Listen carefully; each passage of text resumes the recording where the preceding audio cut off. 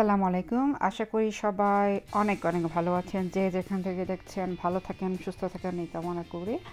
আজকে আমি নিয়ে আসলাম সুইটিম কুকিং চ্যানেলে টমেটো ফ্রাইড রাইস। এটা খুবই সিম্পলভাবে তৈরি করা একটা ভেজি ডিনার আইডিয়া, বাট একই সাথে খুব মজার।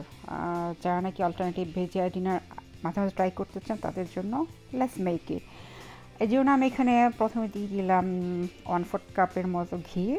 ভাবলাম আমি টেস্টটা একটু ডিফারেন্ট করে, যেহেতু আমি কোনো চিকেন কিংবা অন্য কোনো আইটেম ইউজ করছি না।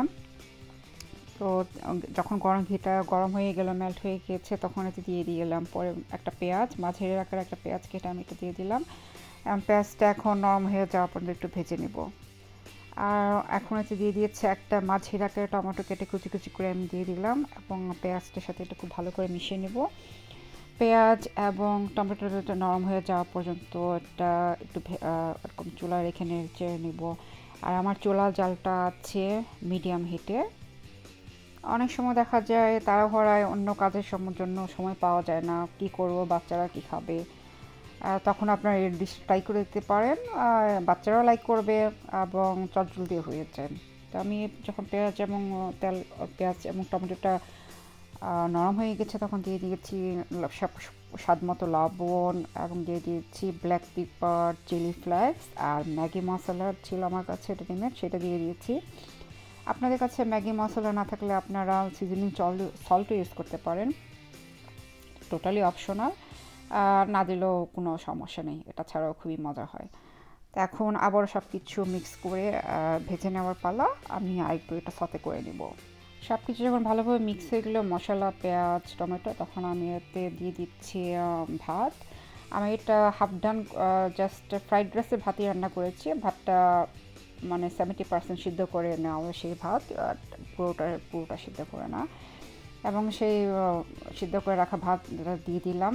এবং আপনারা মেকশিওর করবেন আপনার যে কোনো ফ্রাইড রাইস করেন ঠান্ডা ভাত দিয়ে করতে, কারণ গরম দিয়ে করলে কিন্তু ভাতটা দেখা ওরকম টেস্ট আসে না, ওরকম ভালো টেস্ট আসে না। সো এর জন্য মেকশিওর যেন ভাতটা যেন আপনার ঠান্ডা হয়। আপনার তাড়াহুড়া থাকলে আপনি লাগলে একটু ঠান্ডা পানি দিয়ে ভাতটা একটু ধুয়ে নিতে পারেন, তারপরে পানি ঝরিয়ে নিতে পারেন ছাঁকনি দিয়ে। তো এখন আবারও সব কিছু খুব ভালো করে মিক্স করে নিচ্ছি, এবং দেখেন টমেটোটা খুব ভালো করে গলে গিয়েছে, ভাতের সাথে মিক্স হয়ে গেছে। আস্তে টমেটো খুব একটা দেখা যাচ্ছে না। আরও দিয়ে দিচ্ছি 2 টেবিল স্পুন সয়া সস। এটা আপনাদের সম্পূর্ণ আপনাদের টেস্টের ওপরে। আপনারা যদি ডার্ক কালার লাইক করেন, আপনার চাইলে সয়া সস 3 টেবিল স্পুনও দিতে পারেন। আমি এখানে 2 টেবিল স্পুন সয়া সস দিয়েছি, এবং দিয়ে আবারও সব কিছু মিক্স করে নেব।